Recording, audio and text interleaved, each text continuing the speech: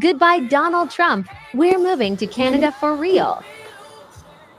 Oh, you guys weren't joking this time. Cool. Well, welcome to Canada, where houses cost twice as much and salaries are 30% lower, where our unemployment rate is 60% higher, where our GDP per capita grew the worst among the G20 countries, and it's not even close, where the healthcare is free, except not really, and 74,000 people have died on wait lists in the last 7 years, where we just replaced our prime minister with an investment banker who didn't live here for the last 10 years, and who also likes to hang out with Jeffrey Epstein's wife, or your guy is probably just going to buy us when we go bankrupt anyways. But hey, at least we've got ketchup chips, milk and bags, and less wildfires.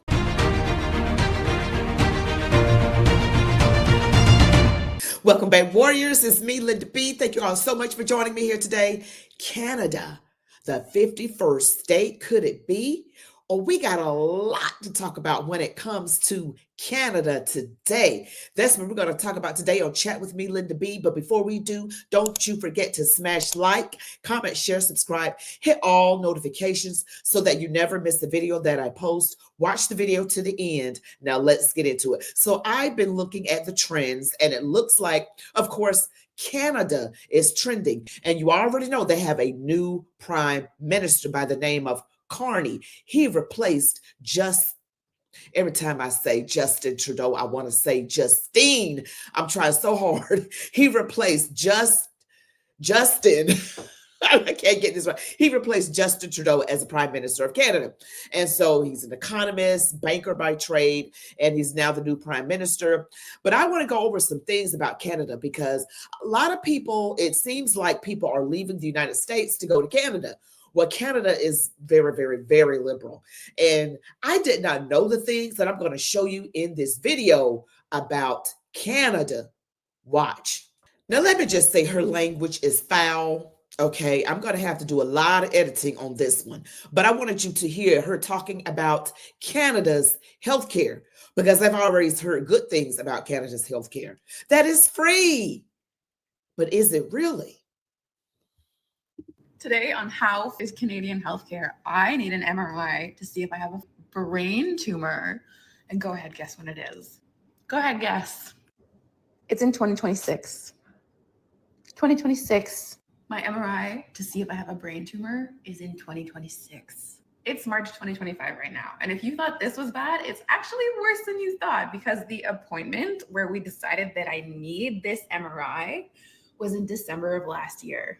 So it's not like it's 10 months from now, it's 13 months. It's a 13-month wait to see if I have a brain tumor. At first, I just thought this was a mistake because having an MRI every year is like a monitoring timeline. Like I already have an MRI every year for my spine tumor, which is why we think maybe I have a brain tumor too. So I was like, okay, they just made a mistake and scheduled this on a monitoring timeline. But no, I called and the clinic was like, yeah, the doctor actually requested that you have it earlier, but this is the next spot we have. We're seeing about 13 months for these brain and spine MRIs. Cool. Canada, where healthcare is free, but only if you can afford to wait. I had no idea that it was like that bad. And this woman could have a serious issue. 13-month wait, because they told her that she needed it in December, and then the appointment is like in January of 2026. See, it's nice to know the fine details of everything. You hear, oh, Canada, the healthcare is free, but only if you can afford to wait, depending on what your issue is. See, we got to stop just believing some blanket statements that are thrown out here and there.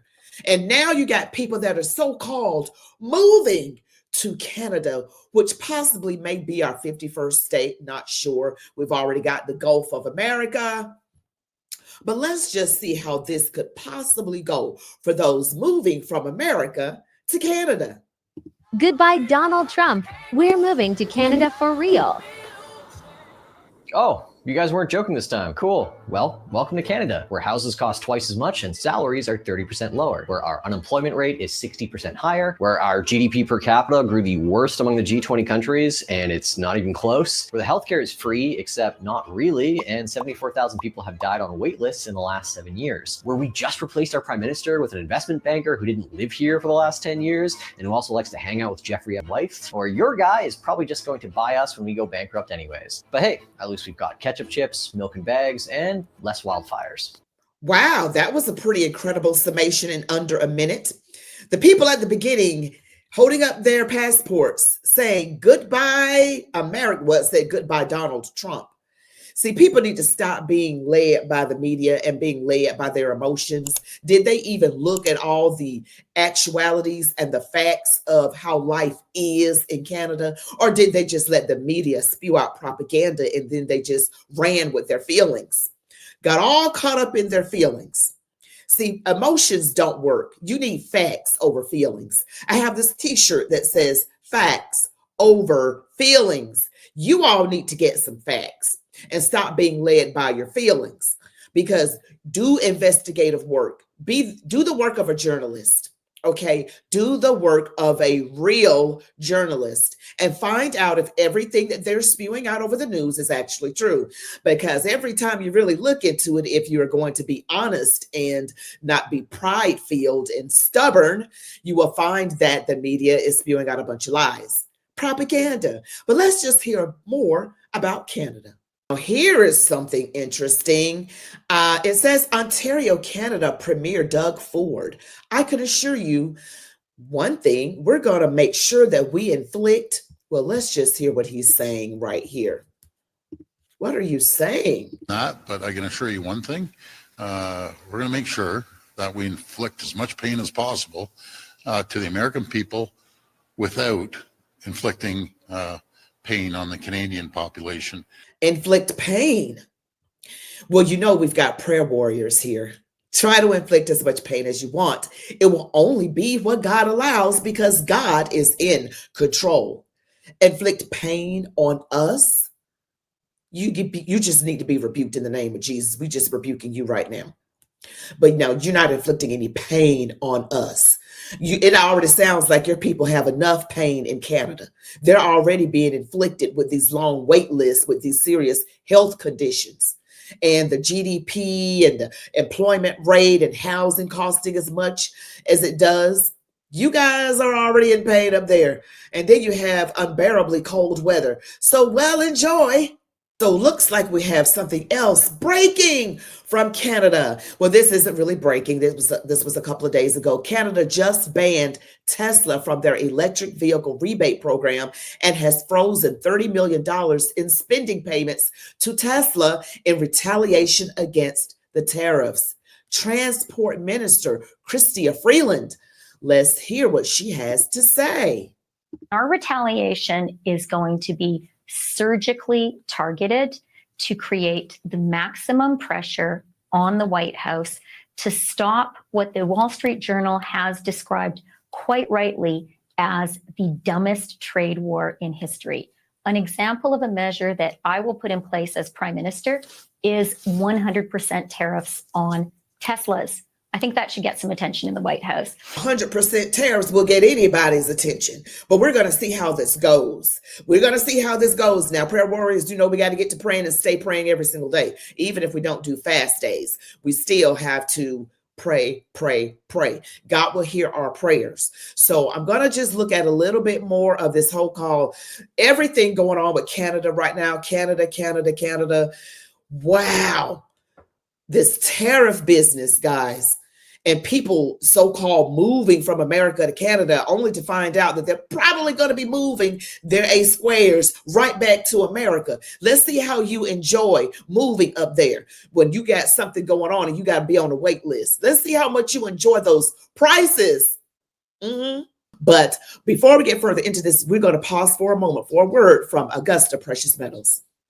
Gold has historically maintained value in times of inflation and market uncertainty. During certain economic shifts, some investors have considered gold as part of their retirement strategy. A gold IRA allows people to hold physical gold in their retirement accounts, which is something more retirees are exploring. With Augusta Precious Metals, it is an A-plus rated company with the Better Business Bureau. Learn about how thousands of Americans are securing their retirement savings with Augusta Precious Metals. Want to learn more? There's a free guide linked below that explains everything you need to know about gold IRAs. Check out the free resource in the description. It breaks this down step by step. Be on your way to a more secure retirement with Augusta Precious Metals. Now, this is interesting. This is a lawyer by the name of Jeffrey Rath. He's a lawyer in Alberta, Canada, and he wants Alberta to work with President Trump and the United States to potentially become the 51st state. What? Let's see what he has to say. No more federal income tax. There'd be no GST. There'd be no excise tax. There'd be no carbon tax. There'd be no more equalization payments where taxes, pension, and UI benefits included. We send $70 billion plus a year to Ottawa and get less than $35 billion a year back from the rest of Canada, or Confederation as it's called. So imagine the wealth and the prosperity of this province with all of that money remaining in the province, remaining in the provincial economy. Imagine Alberta with control of its own immigration, so that where we have cities that don't have enough water, don't have enough electricity, don't have enough housing, that we can say, hang on, no vacancy, time out, until we sort out all the people that are presently here and we accommodate everybody that's here, and have a sensible immigration policy as opposed to what we've been dealing with. Imagine in Alberta where we are no longer being subject to arbitrary federal regulations because somebody in Ottawa doesn't like the shape of somebody's hunting rifle, that they just automatically declare all of our hunting rifles to be prohibited, illegal, and subject to seizure to be shipped to the front lines in the war of Ukraine, and other stupid ideas that have come out of Ottawa in the last several years. So I'm confident on those ideas alone, getting rid of, like literally if we get rid of all federal taxation in Alberta, the take-home pay and the disposable income of every Albertan will more than double. Think about the fact that every time a working man or woman goes to the pump to fill up their truck, instead of paying $1.60 for diesel, they're paying 80 cents, which is what it should be. I mean, all of these things need to be explained to the public at large to truly internalize what the benefits from an economic perspective of an independent Alberta will be. As well as and this is why we're going to Washington to talk to the U.S. administration with regard to their support for Alberta independence. From a U.S. perspective, why wouldn't they support U.S. independence or Alberta independence? President Trump recently announced at the joint session of Congress that he was fully in support of self-determination for Greenland.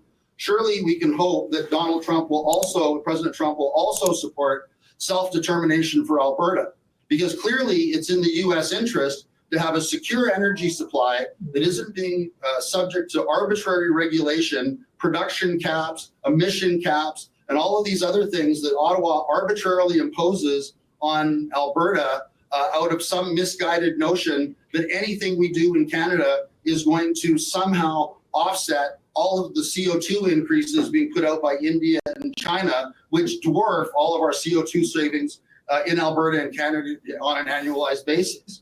So all of these things, would be dealt with within a common sense Commonwealth of Alberta, operating as an independent nation, where we're no longer subject to the idiotic whims of politicians in Ottawa who are influenced by people that belong to the investment club called the World Economic Forum, whose main purpose is simply to siphon tax dollars out of the hardworking pockets of citizens of Alberta for the benefit of many of their get-rich-quick schemes like battery plants in Ontario and bug protein plants and all of the other foolishness that we've seen Alberta tax dollars going to subsidize. So for me, I see that this project is eminently sensible. I think we have more than enough support for it. Certainly the present government in Edmonton, the Daniel Smith's government, realizes that if there's 37% support for independence amongst the population at large, the support for independence within the UCP membership likely exceeds 60%.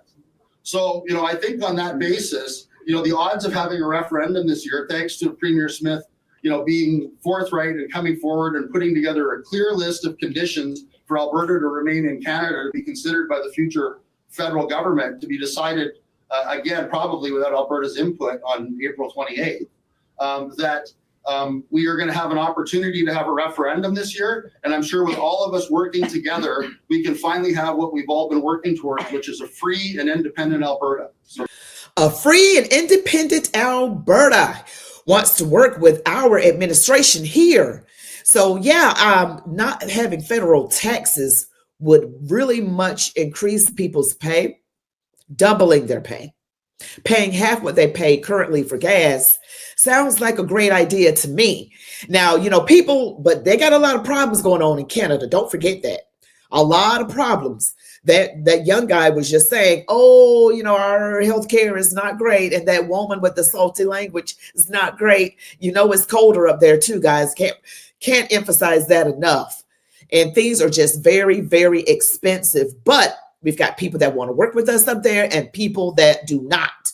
You got somebody that wants to inflict pain and somebody who wants to work with us. So we're going to see how this goes. We have to stay prayed up. Well, thank you all so much for watching this video. Don't forget to like, comment, share, subscribe, hit all notifications so that you never, ever miss the video that I post. You all be blessed. Love God, your families, these United States of America, and march on, warriors.